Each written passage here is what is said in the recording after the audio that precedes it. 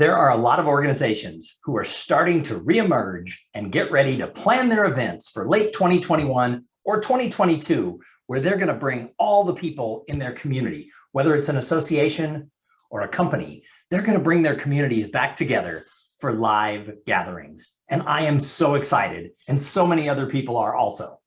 However, it's been a long time for some people since they've been to any type of conference or meeting. And we have to realize that as we're planning those events, there may be some people who are a little apprehensive. They might have some social anxiety about what they're going to do when they get there. So leaving it to chance, leaving the networking and the connection between people just as a second tier priority around some great meals and some speakers isn't going to solve the problem of why people are coming to your event. People are coming because they want to connect. They want to be in a community. They want to be part of something. So if you leave the networking as a second tier priority, you're going to have second tier results at your event.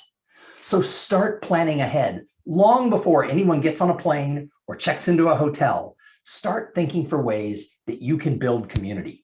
Get every single one of your speakers and your master of ceremonies for the event. Get them involved and make sure that they are going to weave in this idea of connections into your event. I know some of my clients are looking to actually have the entire theme of their 2021 or 2022 event be connections.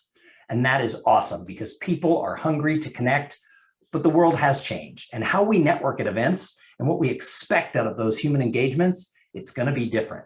So I'm happy to talk to anyone who's planning a meeting just to share some ideas of what I'm hearing from others and my own thoughts on how you can make your event the human connection event of the year.